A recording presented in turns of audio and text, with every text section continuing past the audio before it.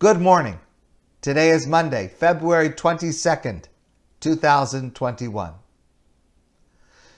There is an insight to our Torah portion this week, the Parsha of Tetzaveh. It's very probable that you have heard this before if you went to Jewish school, or even if you listened to rabbis speak over years, you have probably heard this before. And it is that this week's Torah portion, the Parsha of Tetzaveh, is the only Torah portion where Moshe's name is not mentioned. And the reason for that is given by one of the famous commentators, Baal HaTurim. It's actually based on the Zohar, the main text of Jewish mysticism, of Kabbalah. And the answer has to do with next week's Torah portion. Next week's Torah portion, the Parsha of Ki Sisa, is the Parsha where we have the terrible sin of the golden calf. And in that debacle, God says to Moshe, you know what? That's enough. I'm not interested in trying to build the Jewish people from these people that right after I speak to them at Mount Sinai, they go and build a golden calf. I'm just going to wipe them out and start over. And Moshe says to God, if you are going to wipe out the Jewish people, Moshe says to God, Macheni na misifracha. I want you to take my name out also. I don't want to exist without the Jewish people. I would rather give up my place, not only my life, but my place within your Torah, if that's what you're planning to do. And the Baal HaTurim says that eventually Moshe persuaded God to forgive the Jewish people, but Moshe's word to say, you know what, take me out of the book. Maybe Moshe said them a little bit in a cavalier fashion. You don't just say to God, take me out of your book. If God wants you in the book, you're in the book. If God wants you out of the book, you're out of the book. It's a little chutzpahdik for Moshe to say. And so God says to Moshe, you know what, Moshe, you think it's such a little thing? I'm going to take you out. I'm going to take you out from one parsha. From one parsha, the Parsha of Tetzaveh, your name will not be there, as just about a little mini punishment, a little shtach, that you are a little chutzpahdik to say, you know, take my name out if you're not willing to forgive the Jewish people. First of all, I don't mean to disappoint anybody, but that is a very famous rabbinic statement. Many people have heard that. One little problem, and that is it's not the only parsha where Moshe's name is not mentioned. The Parsha of Nitzavim also, Moshe's name is not mentioned. Okay, that's a little bit of a technicality. But I want to share with you the insight, and I'm grateful to Rabbi J.J. Schachter for pointing me to these sources. Rabbi Gedalia Schorr, a great and deep thinker of the mid-1900s, he asked the following question.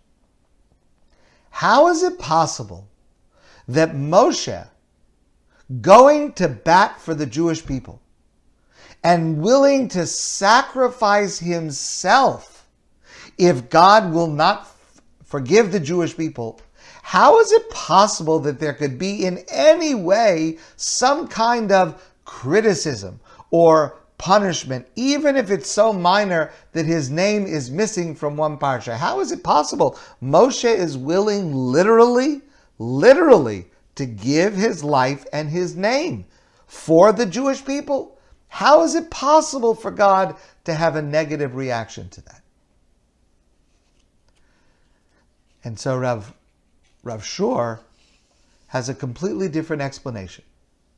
And it's an explanation that just opens our eyes to a whole different way of looking at it. Our parsha begins with the words, V'ata titzaveh el espenei Yisrael. And you should command the children of Israel. What does the word Ve'ata mean? Well, Ata, you, is referring to Moshe. Even though Moshe's name is not mentioned, but the Ata, who is God speaking to? God is speaking to Moshe. So even though the parsha does not have Moshe's name, Mem, Shin, Hey, but it's certainly God is speaking to Moshe. What is the first letter? Vav. And. It's a conjunction. Sometimes a conjunction, Vav, means it continues with what happened before. But listen to what Rav Shor says. In this pasuk, Ve'ata, and you should command the Jewish people, means Ani ve'ata, I, God, and you, Moshe, together we're going to command the Jewish people. You know, a person's name is an essential part of their identity. Moshe is known to us as his name, Moshe. A person's name carries with it a certain image, a certain background, a certain character. God referred to Moshe without using his name. Ve'ata, you and I, no names. In order to indicate that God in this pasuk is referring to Moshe without any divisions, without anything getting in the way, even Moshe's own identity. Ve'ata Tetzava indicates that God achieved with Moshe a seamless integration. Nothing separated Moshe from God at that moment. It was not a punishment. On the contrary, this was a reward for what Moshe was willing to do concerning the sin of the golden calf. Moshe is willing to sacrifice himself and for his name to be removed from the Torah, God forbid, in order to go to bat, to represent and to defend the Jewish people. God says, as a reward for that, I'm going to refer to you here as Ve'ata, you and me, no names, no barriers, nothing between us, just complete connection. Just to put it in human terms, very often, not always, but very often, a married couple who loves each other very often will not refer to each other by their formal name. They'll have a nickname, a term of endearment. It's not so often that a person, maybe sometimes if you're upset, if I hear Michael, it means I've done something wrong. But usually some term of endearment, because the name, it's a barrier to complete connection. Moshe gave his life and wanted to give his name to protect and defend the Jewish people.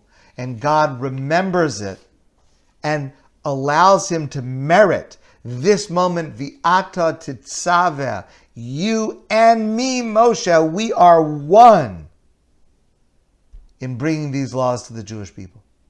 Vi'ata is the greatest reward that could be for Moshe's defense of the Jewish people. Moshe is at this moment above any name, beyond any name, closer to God than any name could indicate. Vi'ata Tetzaveh, the beginning of our parsha, is the most powerful intimacy, and that is when there is no name. I think that we can all strive for this, to not be external to God, but to be somehow intrinsically connected to God. But I'll just have to say, speaking for myself, I'm not sure that it is realistic for me. I'm not going to say anything about you. Maybe for you, yes. I just don't see it as realistic for me.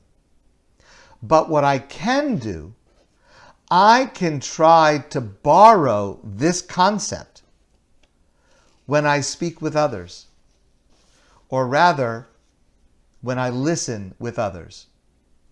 So here's an experience that I have. Maybe you have a similar experience. Sometimes I get a phone call, and the first question the person asks is, do you know who I am? Do you see my name on the caller ID? Is my confidentiality protected in this phone call? So I tell them whatever the truth is. And then they may say to me, is it okay if I do not tell you my name? And I say, sure, because clearly when a person opens the conversation in that way, that means that there's something that is very, very disturbing, very, very upsetting, perhaps shameful. There's something that they need to protect their identity and their confidentiality. And they may be distraught when they call in that manner. And I certainly don't want to add to that. I want to try to provide a safe place for people to be able to open up, to say whatever they need to say, and to know that it is protected. And I say, sure, because all I want to do is to help someone who calls. But the truth is, it's harder for me. It's harder for me to try to listen to a person, or to try to help a person, and I can't even put a face or even a name together with that person. It's as if it's out of context. And of course, I've been doing this for a long time, and I have a lot of experiences, of course. I do have to, in the back of my mind, keep in mind that I could be being tricked. Someone could be recording my words to use them out of context for some negative purpose, and that has happened before. So I have to be careful what I say when I'm speaking to someone that I don't know and that is not willing to identify themselves. But I listen, and it's a very rare experience because I connect just to the voice. There's no name. There's no identity. There's no preconceived notion. There's no prior knowledge. It's really just the voice. It's really just the most distilled essence of the person without anything else coming in between.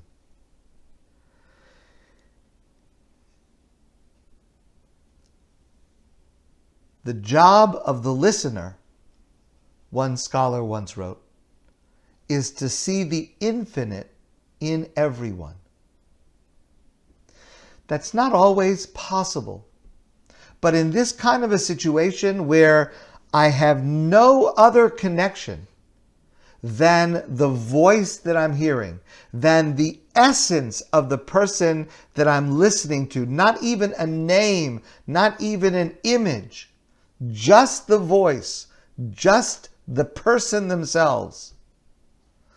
All I can do at that moment is to try to facilitate a moment of authenticity, to see the infinite within them, and to fully embrace the totality of their being. One philosopher who wrote about this is Martin Buber. And he writes, in such a situation, our I, that is, our truest self, even before it gets a name, feels responsible for and called upon by the you before us. There can be no expectations of gain, no anticipatory purpose, no greed, no judgment, no multiplicity. Only, in Buber's words, the electricity of God surging between us. Our parsha, the parsha of Tetzaveh, is the parsha that embodies the you of Moshe, ve'ata, totally transcended essence connected with God. Ve'ata, you and me. and reminds all of us that we too have an I or a you that comes before any name, before any barrier. A part of us that is untouchable and that is embraceable, even if not fully comprehensible. But that's the part of us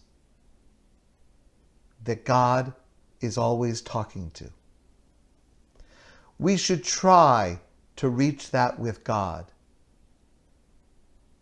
But more realistically, we should try to reach it with each other, to speak and to listen in those moments where there are no barriers, where there is only the electricity of God surging between me and you. My friends, I wish you a great day, and I look forward to seeing all of you soon in person.